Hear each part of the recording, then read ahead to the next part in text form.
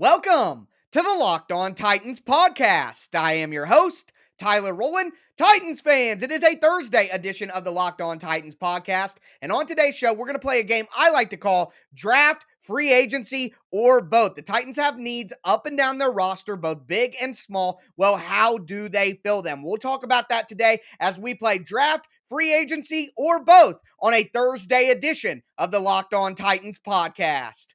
Let's get it. You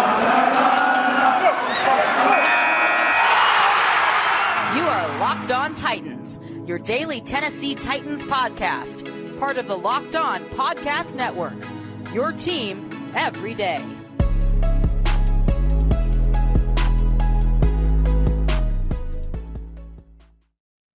Titans fans, it is a Thursday edition of the Locked On Titans podcast. On today's show, we are going to play a game of draft, free agency, or both. We're going to go position by position through the Titans roster, look at what they have on the roster right now, look at how big of a need they have at that position, and decide whether to fill that need through the draft, through free agency, or both. We're actually going to do this in two parts on today's show. We're going to do the offensive side of the ball, and on Friday's show, we will cap it off by doing the defensive side of the ball. But before we dive into draft, free agency, or both, do want to thank you guys for making the Locked On Titans podcast your first listen every day. If this is your first ever listen to the Locked On Titans podcast, make sure you subscribe on whatever platform you do stream. Subscribe to the Locked On Titans YouTube channel so you can catch the show on video. Hit that notification bell on YouTube and hit that like button if you're watching right now. You can check me out on social media,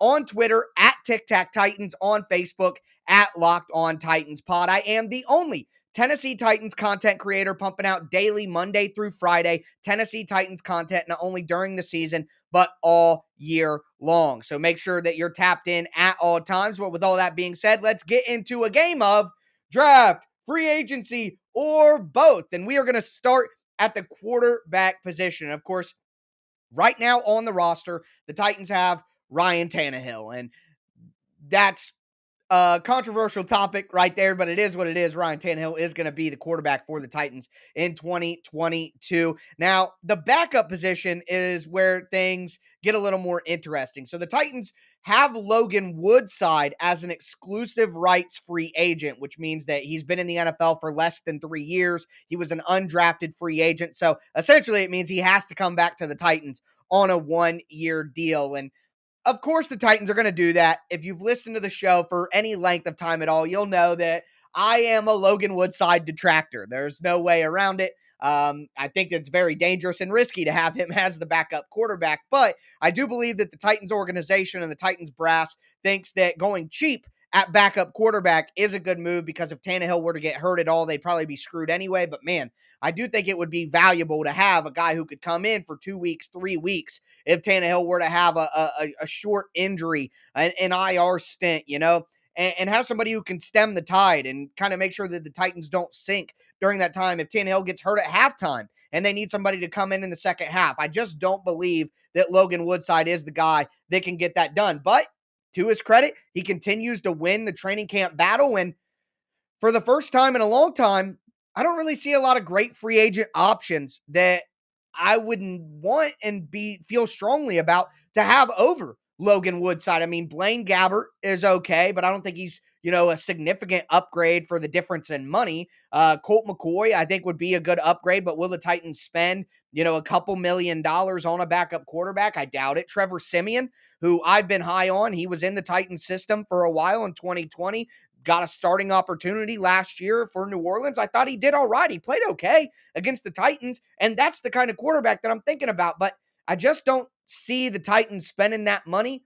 AJ McCarron, maybe, I just don't feel as strongly this year that any of these guys who are available is a better option necessarily than Logan Woodside when you consider the money. So for me, the answer to the need at quarterback is the draft. I don't think the Titans should draft a quarterback very high, but if you get a good value on one that you like in the mid rounds, you get one in the late rounds. Hasn't really worked out for John Robinson in the past, but I mean, it's worth a shot in this draft, I think, to maybe look for a better option at backup. I'm not drafting a quarterback who I think is the long-term starter in this draft, but a backup in the mid rounds, in the late rounds, I think could be optional. So if the Titans want three quarterbacks outside of Woodside and Tannehill, I would go to the draft for that need. At running back, you have Derrick Henry, of course, and then you have Darrynton Evans. Those are the guys who are on the roster right now. Now, I have said that I think Darrynton Evans could be a potential cut candidate here and save the Titans $800,000. But the reality here is taking a chance on Darrynton Evans one more year is probably more valuable to the team than the 800,000 that they could save by cutting him. I'm just frustrated. Darrynton Evans is the new roster pirate, the guy who basically does nothing but continues to be on the roster. Now he's on a rookie contract, so it makes a little more sense than his predecessors, like David Fluellen. But with that in mind, I don't think you spend money on the running back position with Derrick Henry's contract, and if you're keeping Darrynton Evans at 1.2 million. I just don't think you spend more money there, especially when you consider so many teams hit on guys in the draft or even undrafted rookies every year that are incredibly productive. Look at Elijah Mitchell and what he did for San Francisco last year in the 6th round. So draft or even undrafted free agency. That's what I would do for the running back position. I would look for somebody to push Darrynton Evans, and the guys that are available in free agency that make sense maybe as like a scat back guy to contend with Darrynton Evans. You got Duke Johnson, who obviously has experience with Tim Kelly and Mike Vrabel, Jerick McKinnon, who just played pretty well for the Chiefs. Devontae Freeman had a pretty good resurgence with Baltimore. Maybe he'd come up and back up Derrick Henry and give you some scat back pass protection and also be able to tote the rock and give Henry a little bit of a break. But I just don't really see the value when guys are getting drafted and coming in and playing those roles anyway. So for me, if you're keeping Evans and hoping for him, you got Derrick Henry around, maybe you bring back Hilliard or you bring back Foreman, and then you draft a guy to compete. So I would go to the draft to fill any need at running back. The last position I want to talk about in our first part of our conversation is fullback. The Titans don't need anything. I'm not going free agency draft or both. I'm going none because you have Torrey Carter, who I think is the starting fullback going forward, and then Kari Blossomgame is a restricted free agent. I don't think he's going to be offered anything substantial. You give him a non-guaranteed deal, let him come into camp and see if he can beat out Torrey Carter, even though I don't think that's going to happen. I think that's the better move for the Titans. Then you can put Kari on the practice squad and keep him around with the organization.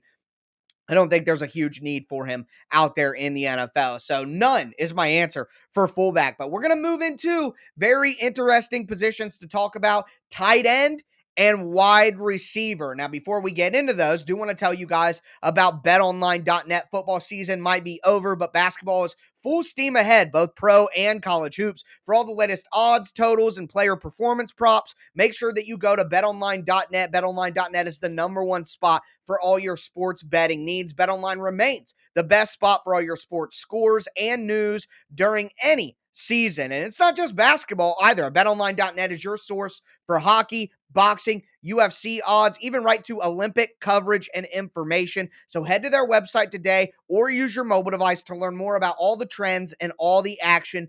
BetOnline, where the game starts.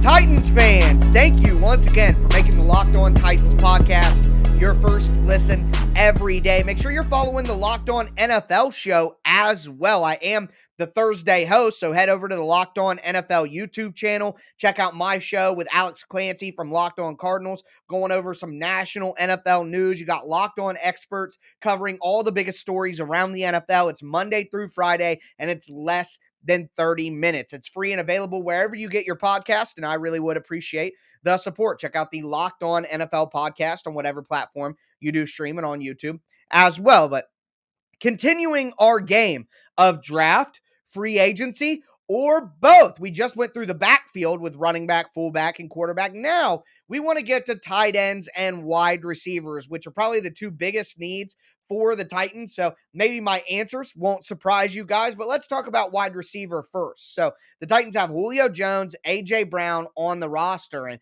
outside of, the practice squad group of Cody Hollister, Des Fitzpatrick, Mason Kinsey, Josh Malone was just signed to a futures contract. So outside guys that are roster bubble guys, really they just have AJ and Julio.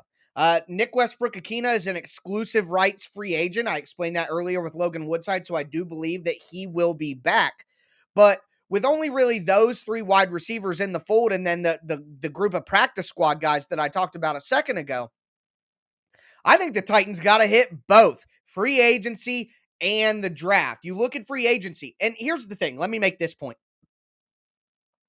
My belief is what the Titans try to do is they try to fill every need with a veteran in free agency, whether that be a cheap veteran or an expensive veteran.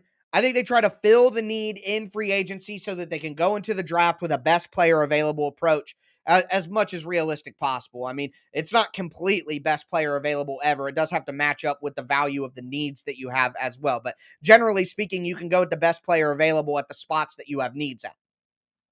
And I think that the Titans will try to do that again. And that means that I do believe they will bring in a veteran free agent into the wide receiver room before we get to the draft. Now, how much money will they spend at that spot?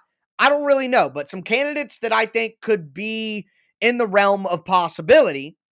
Think about Will Fuller, who's had injuries and multiple seasons in a row that's going to discount his price consistent with his talent when he's on the field. He's had some suspension concerns in the past. Maybe you can get Will Fuller to reunite with Tim Kelly and potentially get a cheap value for a field stretcher. That's something that Titans fans have kind of wanted in the past. So that would make a little bit of sense. Maybe his price tag, maybe $6 to $8 million, something like that. And maybe that's too much for the Titans to go into. That I would perfectly understand that. They tried to go with Josh Reynolds last year before they got Julio over here. So maybe that's the case, but maybe he'd take a discount to try to rehab his image and go back and get another contract. Who knows? Not counting on that at all. Don't mean to be like overly optimistic about Will Fuller, but maybe that's an option. It would fit what the Titans need on offense, that vertical stretch guy. They could see a reunion with Khalif Raymond. Khalif Raymond made $2.9 million last year. I don't think he's going to be a lot more than that. He was worth his value there. So maybe Khalif Raymond comes back for the Titans, a better receiver than when he left. Another option, maybe like a Juju Smith-Schuster, who made $8 million last year and had injuries. So maybe he gets a little bit less. He takes $5 or $6 million. And he's a guy who will block as well. So maybe those are some options for the Titans in free agency. We know that there are a ton of options in the draft early, like, Drake London, Treylon Burks, Garrett Wilson, Chris Olave, Jahan Dotson. I mean, they're Jameson Williams, even. They're going to be options for the Titans in the draft there for certain. I think they got to hit it from both sides. I think they got to add some sort of veteran free agent there. And I don't mean bring back Chester Rogers or Marcus Johnson. I mean, the Titans need new blood in there and need to try to get a good value. They need a guy like Josh Reynolds. And hopefully this year they realize that you don't want all of your wide receivers outside of your stars for their best trait to be blocking. Maybe you need guys who actually get open and catch the ball. And maybe they're not the best blockers ever. I mean, I understand that the team wants the versatility and they play the system that they play. I get that, but you're just out there with guys who are better blockers than they are at catching the ball, like Cody Hollister or Nick Westbrook-Akina. They got to have real wide receivers. I think that's the lesson that they've learned from this year. So you hit it in free agency with a cheap, good value veteran. You also hit it in the draft as well early on in the first, 3-4 rounds minimum. I think it's got to be first round, or you trade back into the second round. You hit it once in the second round, at minimum the third round. You got to hit wide receiver unless they make a big splash in free agency, which I'm not expecting, but I would go with both. That would be my route. As for tight end, I mean, right now, Jeff Swaim, Michael Pruitt, Anthony Firkser, all are free agents. So the only real tight ends worth anything on the roster that I think could even compete to make the roster are Tommy Hudson and Briley Moore. You got Austin Fort on there as well. I'm not counting on any of those guys. This is a both situation, no doubt about it. I think you hit your tight end one in free agency because it's very rare for a rookie tight end to make a big starting impact early on. Yeah, you can look at the two guys taken in the top 10 in recent years, but that's not where the Titans are going to be picking a tight end. So, and there are no tight ends in this class that have that kind of immediate impact talent. There are some good tight ends, but not that. So you hit Gerald Everett, Hayden Hurst, Tyler Conklin.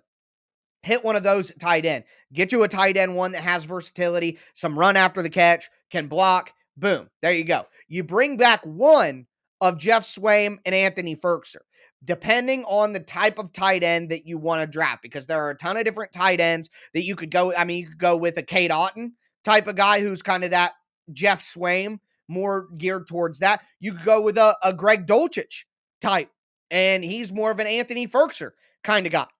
So whatever type of tight end you want to draft, bring back the opposite of that from last year as your tight end 2.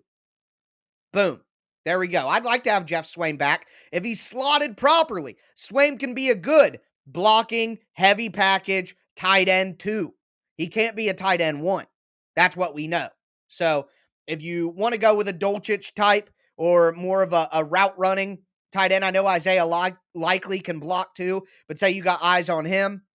Whatever happens there, you can go back and get either Swaim or Firkser to balance that out. But you go in free agency, you get the tight end 1, and then you draft somebody as well. So hitting both on both wide receiver and tight end. But that's going to do it for those 2 position groups. Now, it's time to talk about the trenches. It is time to talk about the offensive line, which we should expect some changes there as well. Before we get into that, though, I do want to thank you guys for making the Locked On Titans podcast your first listen every day. On tomorrow's show, we are going to go through the defense position by position and play draft, free agency, or both. So make sure that you check that out. But now, for right now, your second listen should be the Locked On NFL Draft Podcast. It's hosted by Ryan Tracy and former NFL cornerback Eric Crocker. They bring the NFL Draft to life every single day with insights and analysis on all the different prospects and from NFL front office's point of view. It's free and available wherever you get your podcasts.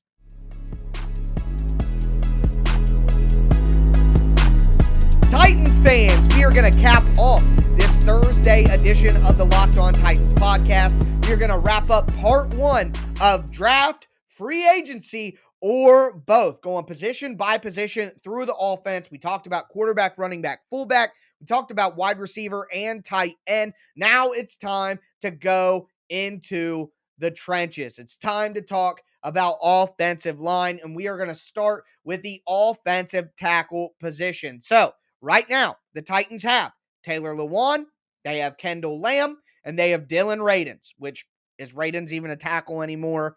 Who knows what the Titans are doing with that. But it's only 2 guys, really, when you consider Kendall Lamb's probably going to be a cap casualty. They're probably going to go ahead and cut Kendall Lamb to save $3 million. So when you think about that, it's only really 2 guys. And do they even view Radunz as a tackle long term? They might view him as a guard. I mean, he might be playing left guard next year if they cut Saffold. Who knows? Who knows? But either way, free agency is the route to go. The Titans have drafted too many tackles recently.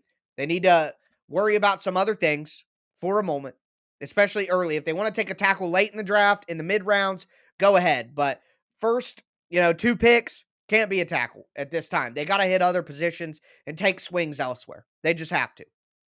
So, with that in mind, free agency is where I think they should go. And this may be a little bit annoying to some of you, which I understand, but Dillon Radunz barely played last year. So you want a rookie tackle in the draft? Basically, imagine it's Dillon Radunz, okay? The Titans need veterans at offensive tackle right now, especially either way, if Radunz is playing left guard, you don't want to have Radunz at left guard and then have a rookie at right tackle and have 2 really, really young guys on your line. You don't want to do that right away. And then if Radunz is playing right tackle, you're going to need a veteran to back him up just in case things go poorly. And I think that the best route to go is to reunite with a familiar face. The Undertaker, Dennis Kelly. You brought over his brother to be on your coaching staff. He's a free agent after a year in Green Bay. Bring back Dennis Kelly. He had a great year at right tackle for the Titans. I agreed with the decision to part ways with him. It saved the Titans $7 million, and Danico Autry's contract was $7 million. So I agreed with the decision to let Dennis Kelly go, but now just reunite. Get him back in the locker room. Get him back in the fold. And even if it's not at starting right tackle, he can back up Dylan Radins. He can back up Taylor Lewan. And it just gives you comfortability there that you're not going to be swimming out to sea with a young guy, a rookie, or somebody who you don't know. And that's why I also think, you bring back David Quessenberry. And here's my thing. If he's your third string tackle, he had good moments last year. For, parts during the season, he was the most consistent lineman the Titans had. He had a very good year in run blocking. So you bring back Quessenberry, and here's the thing about Quest. He could play some guard too if needed. So now that gives you depth at guard if Radins doesn't work out, if, you got to move Aaron Brewer to center if you can't retain Ben Jones. There's a ton of different things that could play out. But I think having Dennis Kelly and David Quessenberry back in the fold would be a good move. Ultimately, I think Dylan Radins is the long-term left tackle of this team. That's my opinion. So, I don't think you need to make some crazy early draft investment in tackle because you have your left tackle of the future and you can continue to supplement your right tackle position. So for me, it's free agency at offensive tackle. Bring back Dennis Kelly, bring back David Quessenberry, add to that depth. You got Dylan Radins starting at right tackle, Taylor Lewan on a restructured deal starting at left tackle. And even if you don't, you got Dennis Kelly and Taylor Lewan starting at right tackle again with Quessenberry backing them up. So either way, that's the route that I would go to try to keep the money low because neither Quessenberry or Kelly are going to get big deals. They'll probably be around $1 million at max, maybe a little bit above for Dennis Kelly, but that's it. So that's the route that I would go. As for the interior offensive line, right now at center, the Titans have Corey Levin and Daniel Murner. Oh, God. That's dangerous. And then at guard, they have Roger Saffold, who I think will be a cap casualty and be cut. They have Nate Davis, of course. They have Aaron Brewer, and then they have Michael Roos. I said Michael Roos. Titans fan in me couldn't help it. Jordan Roos.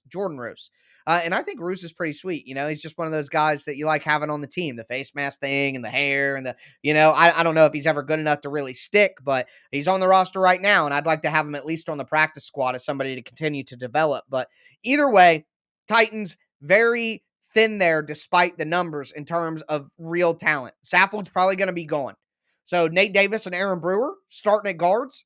Aaron Brewer maybe have to start at center, and you need a new guard on the left side if you can't bring back Ben Jones. That's why my answer to draft free agency or both for the interior offensive line is both. You got to bring back Ben Jones in free agency. You just absolutely have to. There's just no way around it. You got to bring him back. So that's the free agency aspect of this. If they don't bring Ben Jones back, then they need to bring in some sort of veteran, cheap free agent to at least have a veteran on the interior, period. You got to have a veteran guy there. So make sure you get Ben Jones back in the fold, and then you go to the draft. And we know that there are options early in the draft like Tyler Linderbaum, Kenyon Green, Zion Johnson, etc. There are some good options in the mid tiers as well. We'll start going over that when we get closer to draft preview time.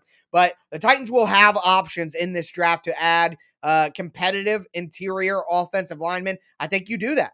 If you hit wide receiver or tight end early and you don't take the offensive line, then you go offensive line after that. That's kind of my view. You hit playmaker, pass catcher with your first pick, or you hit interior offensive line, and then you do the opposite with that next pick in the third round, pick 90.